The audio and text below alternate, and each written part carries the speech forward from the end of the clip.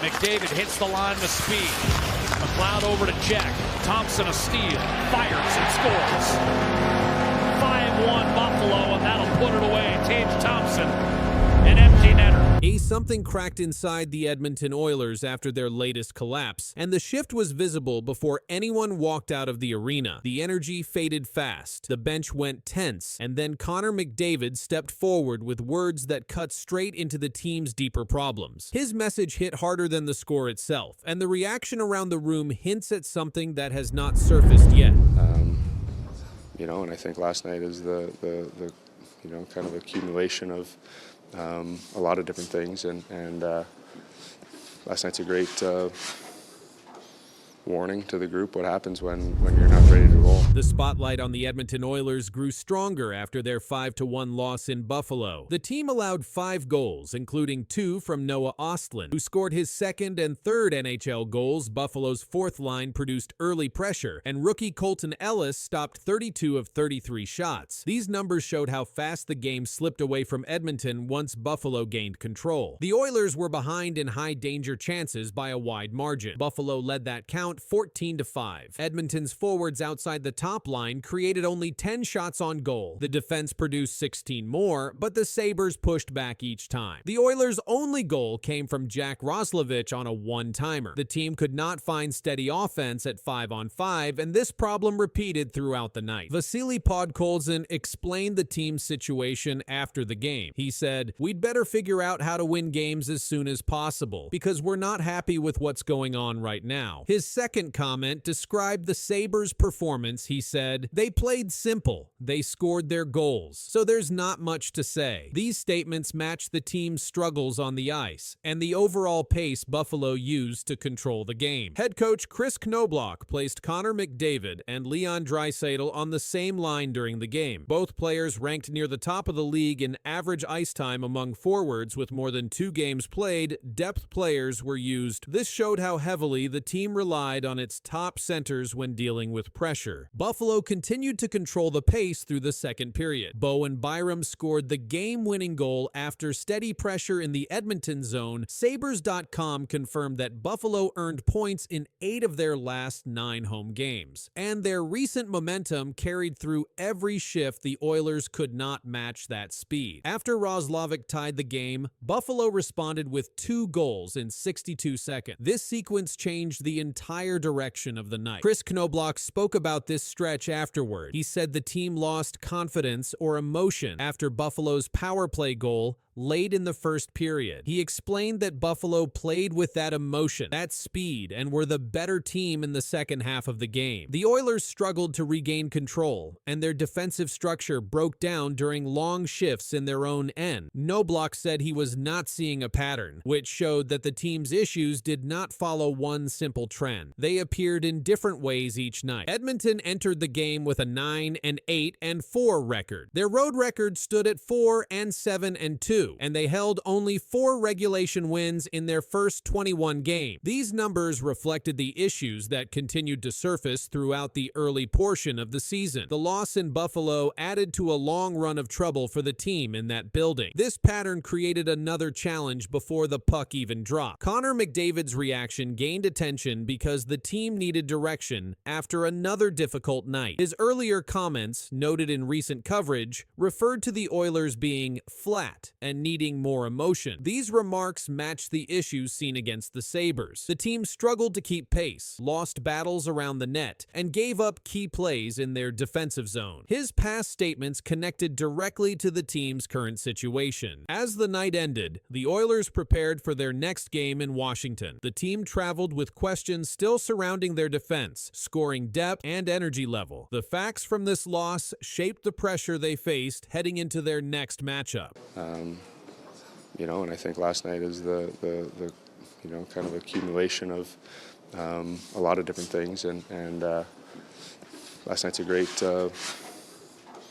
warning to the group what happens when you're not ready to roll. Connor McDavid drops a bombshell on Coach Knoblauch, and the shock in that room was instant. Reporters called it a truth bomb, and the room shifted fast, which set the tone for everything that came next. That Beating message themselves up and not playing very well. So there are a lot of not looking like a very cohesive team right now, just not playing very well. And, you know, that's on the coaching staff, mostly myself, to get that came aligned. next. That message didn't appear out of nowhere. The Oilers had been stuck in a stretch where they went 4-4-2 in their last 10 games, and Knoblauch had already said, "We're not playing our best hockey." That quote came on November 2nd. It added weight to the new comments because it showed the coach had been pushing the team for weeks, and now his pressure had reached the captain. That built even more curiosity around how this moment would change their dynamic. Knoblauch also said something important after the November 5th shootout loss to Dallas. He stated, "Leon and Connor were two of our better players. We just need to get more out of everyone." That line made it clear he saw the top stars carrying too much of the load. When his new message on November 11th surfaced, people wondered if his patience with the whole team had run out, or if he was now turning that pressure tighter onto McDavid himself. This shift created more questions about how the captain would receive the target placed on him. The timing carried even more weight because McDavid had made a strong statement months earlier. After the Oilers lost the Stanley Cup final in June 2025, he said, "We kept expletive, trying the same thing over and over again, banging our heads against the wall." That quote showed he already had issues with how the team operated. So when Knoblauch fired his new message at him in November, it added a layer of tension that didn't feel new, raising curiosity about what was brewing inside the team long before this night. The Oilers have not won the Stanley Cup since 1990, and each season brings more pressure. When a coach and captain exchange sharp comments only months apart, the spotlight gets even brighter. With Knoblauch calling out the team and McDavid voicing his frustrations earlier in the year, this November moment felt like something bigger starting to crack open, leaving many wondering how far this tension would grow next. The reaction inside the team did not slow down after that night. Reporters said the coach's message toward McDavid was direct enough to make players look around the room. Some felt the comment pointed at leadership, others felt it pointed at effort. But no matter how it was read, the message placed new weight on McDavid right after the win. That made people wonder what the next move inside the locker room would be. The next part of the story connected back to Knoblauch's earlier pressure on the roster, when he said, "We're not playing our best hockey." It sounded like the coach wanted stronger direction from the top. This created a new curiosity. Was Knoblauch now expecting McDavid to carry more than his play, or was he pushing him because the team had stalled? McDavid's past comments from June 2025 also sat in the background of this moment. His words after the Stanley Cup final, "We kept expletive, trying the same thing over and over again," pointed to problems he saw in the system. So when Knoblauch fired his new message months later, it almost looked like both sides were responding to the same long-running issue. The Oilers' long Stanley Cup drought made the whole situation heavier. Every year the team gets closer or falls short. The demand for results grows. When both the captain and the coach deliver sharp comments within months of each other, it adds more stress to a group already squeezing for answers. That pressure creates more curiosity about how the Oilers will hold together as the season continues, and whether the tension between McDavid and Knoblauch will push the team forward or pull it apart next. You know, and I think last night is the you know, kind of accumulation of a lot of different things, and last night's a great warning to the group what happens when you're not ready to roll. Something just shook the Edmonton Oilers locker room. After a crushing 9-1 loss, Connor McDavid stood up and called out his own team. He didn't dodge, he didn't sugarcoat. He said the Oilers were flat, no energy, no emotion. Coming from the captain, that means something. What he said next set the tone for the rest of the season. The Edmonton Oilers are under pressure. They've played 16 games this season, and their record stands at 6 wins, 6 losses, and 4 overtime losses. That's not what fans or the team expected. And after getting blown out 9-1 by the Colorado Avalanche, something had to be said. Connor McDavid said it. Early on, obviously, we found an issue to you know, bring some of that emotion, some of that energy to the game. That's not fighting. That's not anything. It's just, you know, bringing that energy, skating, a little bit more physical. In his post-game comments, McDavid told reporters, "It's been flat. That starts with me as a leader. There's maybe not been enough energy, not enough emotion, and we have to find a way to bring some of that into the game." This wasn't just about one game. McDavid spoke about the team's attitude over several games. He said, "We all have a hand in bringing just a little bit more, emotionally, physically, and just to our game as a whole." McDavid has 22 points this season, 5 goals and 17 assists, but he's also -6 at even strength. That shows even the best players on the team are getting outscored when they're on the ice. The loss to Colorado was Edmonton's worst home defeat since 2009. The Avalanche scored goal after goal, and the Oilers didn't have an answer. The team was down 4-0 after the first period, and it only got worse from there. This wasn't just a bad night.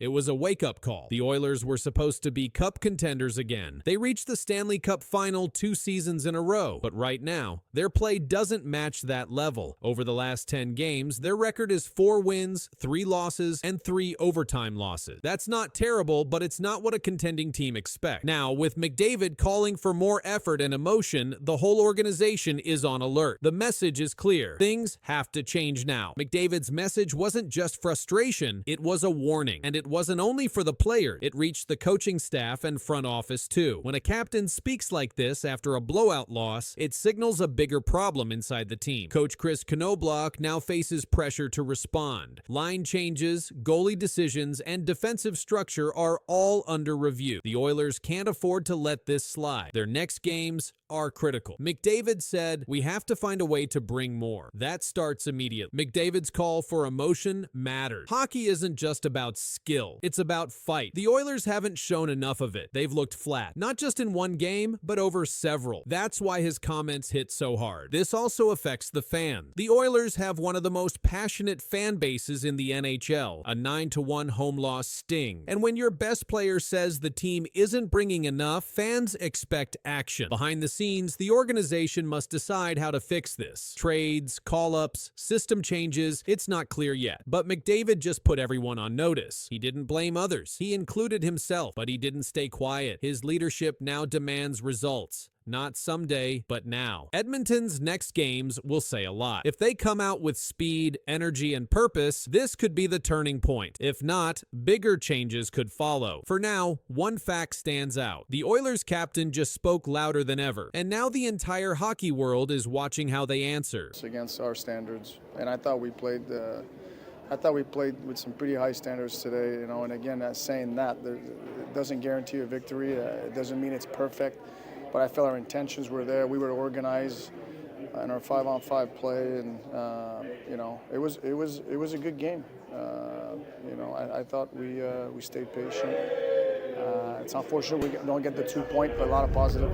Martin St. Louis made a shocking announcement to the Montreal Canadiens on November 8, 2025. The goaltending controversy exploded 24 hours earlier when Jacob Dobes cried after losing. His veteran Samuel Montembeault ranked second worst in the NHL statistically. St. Louis canceled practice immediately. He called Dobes into his office. The decision he revealed would alter everything. Dobes stopped 24 of 28 shots in the 4-3 overtime defeat. His record dropped to 6-0-1. The loss came when Jesper Bratt scored 93 seconds into overtime with a backhand shot through the 5-hole. Dobes took full responsibility for the team's first overtime loss of the season. "We played good enough to win, just not good enough from my side," Dobes told reporters after the game. "I don't know, just really hard. This is a tough one. Just sucks. It happened last year, it happened this year. Lose to those guys in OT. So just disappointed in myself, that's pretty much it." The emotional display shocked media members present. NHL.com reporter Mike Montreal witnessed the scene firsthand. "Don't know if I've ever seen this before, but MTL rookie goalie Jacob Dobes, who entered this game 6-0-0, was literally in tears, blaming himself for the Canadiens' loss." Montreal posted on social media, "We, the media, tried to console him, telling him to keep his head up. Kid is putting so much pressure on himself." Martin St. Louis addressed the situation during his press conference. "Everybody handles situations differently, and he He took it hard, St. Louis said. It's probably a big reason why he's at this level. He's probably demanding of himself. We'll talk to Dobes. He's played really well for us. Teammates rushed to defend their goaltender. Defenseman Noah Dobson spoke with reporters after the game. Dobson said, "But it just shows the character and passion in this room. Everyone holds themselves to a high standard and wants to do what they can to help the team win. But we know in the room he's been a backbone for us this year, so there's no need for him to do that and put it on himself." This situation placed St. Louis in a difficult position regarding his goaltending rotation. Samuel Montembeault, the presumed starting goaltender, has struggled severely this season. The 28-year-old carries a 2-3 record with a 3.82 goals against average and .842 save percentage through 5 games. St. Louis maintained confidence in his struggling veteran. "If you ask me if I'm worried, no, I'm not worried," St. Louis said. The coach continued defending Montembeault's abilities. "I didn't have a single idea in mind. We have 2 good goaltenders," St. Louis added. "Dobes is definitely having a good streak, but Monty is going to have streaks like that too. We're well equipped in front of the net." Dobes maintains elite statistics despite his first loss. He ranks 3rd in the NHL with a 2.25 goals against average. His .920 save percentage places him 4th among all goaltenders. The Czech netminder has started 6 of Montreal's last 8 games. Montembeault acknowledged his struggles publicly. "I know what I can do, and I've worked a lot the last 4 years to grow my game," Montembeault said. "Obviously not the best start so far, but we're going to keep working to get to where we were at." The goaltender revealed technical adjustments he's making. "I felt like during games I was shrinking a lot when guys were shooting or when I was trying to find pucks through screen," Montembeault explained. "I actually looked at myself in the glass the last practice, putting my blocker and my glove more outside and try to be more patient." Montreal sits 1st in the Atlantic Division with a 9-3-2 record. The Canadiens host the Utah Mammoth on November 8th. St. Louis must choose between the emotional rookie seeking redemption and the veteran fighting to regain his form. Do we get it perfect?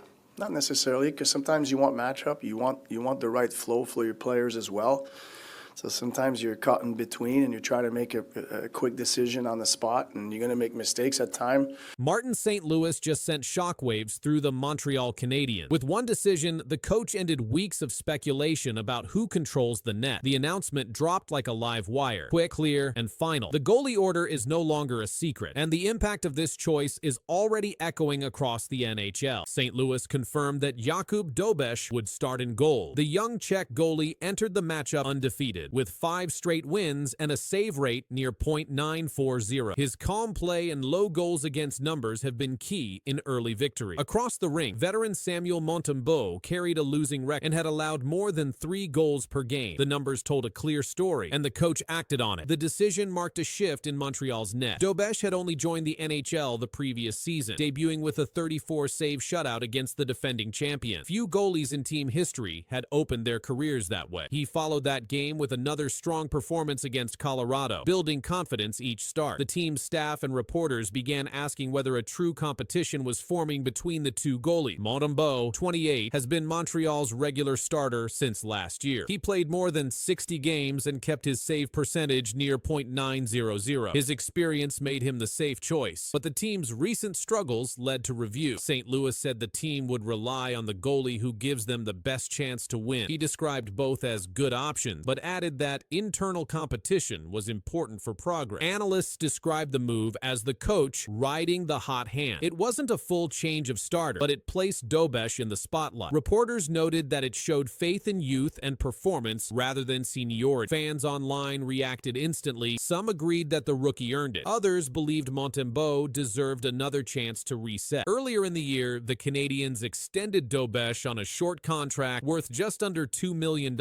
suggesting confidence in his development. That deal now looks timely. Management is monitoring both goalies closely as the team adjusts through its early season schedule. For Montreal, the announcement turned a routine rotation into a headline. St. Louis didn't raise his voice or use big words. He just confirmed who would stand in the crease, and that single choice shook the team's entire goaltending picture. After the announcement, the Canadiens camp grew tense. Inside the team, the message was clear. Performance now decides who gets the net. There are no long guarantees guarantee. St. Louis said the team must choose the goalie who gives the best chance to win right now. His words showed that results, not rank, will decide every start. Jakub Dobes has created strong momentum. The rookie was drafted late, but rose quickly through the team's system. In his first NHL season, he recorded one of the best starts for any Montreal goalie in the last decade. His shutout in his debut made headlines across sports outlets. Reporters noted that only 3 goalies in Canadiens history had opened their career that way. Since then, Dobes has been steady, showing consistency in games at home and away. Montembeault, on the other hand, has faced more challenges. He began the year with a high goals against average and admitted that his timing and positioning needed adjustment. He told reporters, "It's just getting back to the basics, breathe and stay in the moment, and then just play my game." St. Louis responded by saying, "I'm not worried that Sam is going